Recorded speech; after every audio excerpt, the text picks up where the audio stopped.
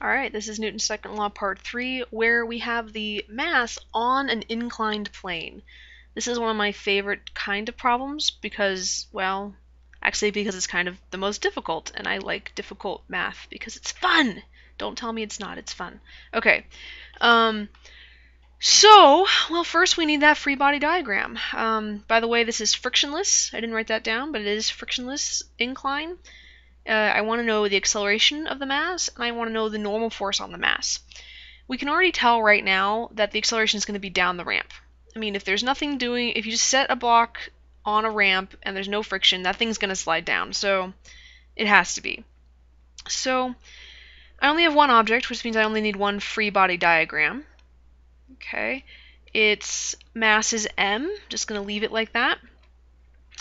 Now, I don't have anything pulling on it, like physically, like a rope or something in the last problem, but I do have gravity. I always have gravity, so I'm going to write that one down first. Gravity is pulling down.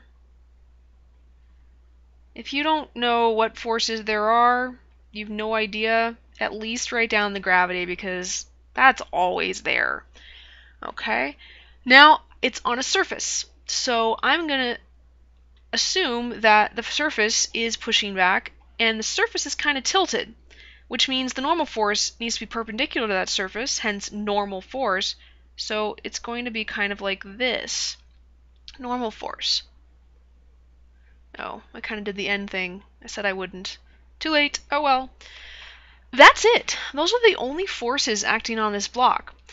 Now, the second step would be to write Newton's second law, or to write the net forces, but we're going to run into some problems here because of this angle. Because I'm at an angle, well, I need to know where that angle is. And it turns out that the best way to deal with this is to take the whole thing and just tilt it. What I mean by that is, instead of doing typical x-axis and y-axis, I'm going to tilt the whole thing, and I'm going to make the y-axis, I'm going to make it lie right on top of the normal force. So this is going to be my y-axis.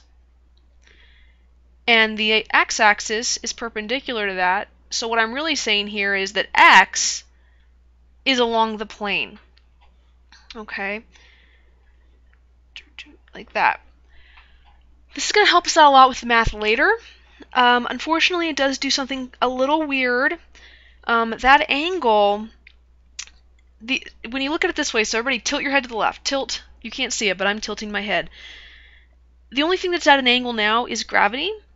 But the angle that they give me is not the angle with the x-axis. In reality, when I look at the geometry here, so basically here's theta.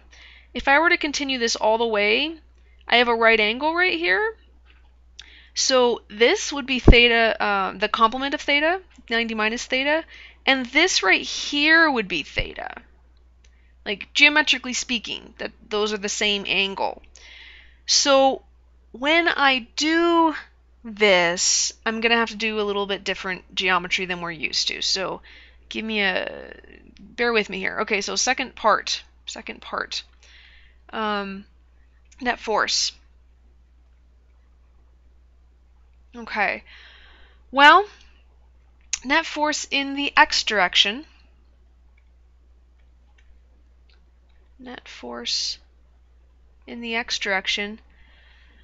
There's nothing pulling up the ramp, but I do have a bit pulling down. I have a piece of the gravity. Not the whole thing, just this much. This much right here. Right there. That's the gravity in the x direction. But look, usually when we deal with x, we do the, what do you call it, the magnitude times the cosine. But this time, what we want is opposite the angle we have. So we're actually going to use sine. My phone is ringing. I don't know if you can hear that. I'm going to ignore it. And it's down toward it's to the left, so that's actually going to be negative f g sine theta. Now, this is something that either you're just going to have to remember when you're tilted, we switch sine and cosine, or draw it out and physically look, hey, I want the thing opposite the angle I have. Opposite means I use a sine. Okay? That's all that's in x. In y,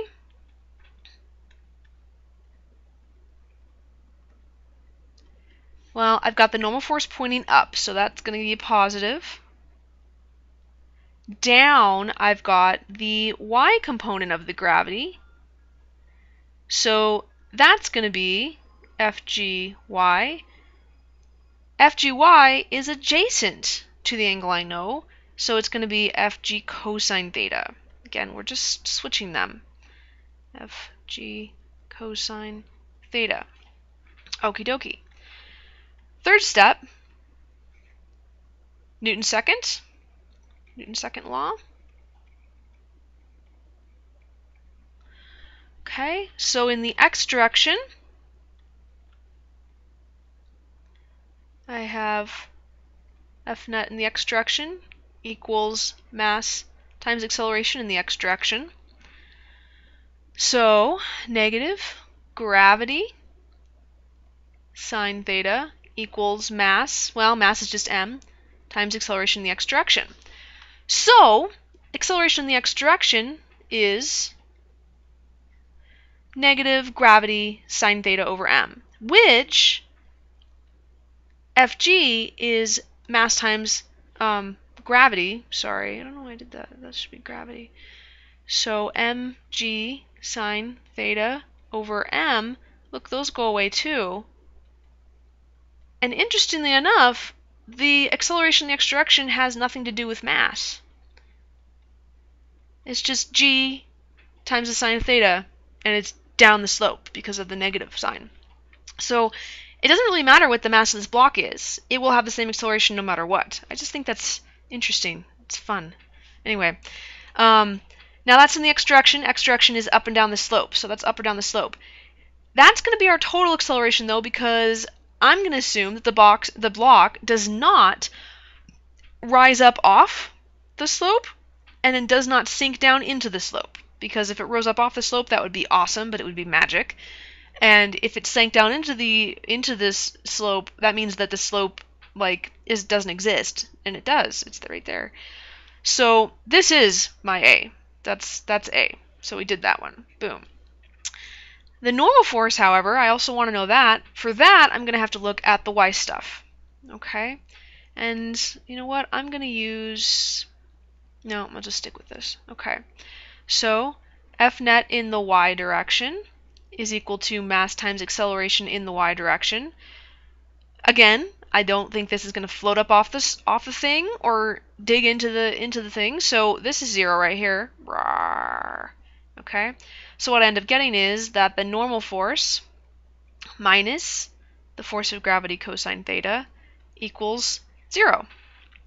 So the normal force equals the force of gravity cosine theta, or if I put in mg cosine theta. And that's it. That's everything I'd know. So this one's done too. Boom. Oh, and notice I'm sorry. I did capital N for normal force, and over here I did Fn in normal force. Remember, those are really the same. They kind of go back and forth in our book, so I go back and forth too. I apologize. But that's it for this one. We'll do even more later.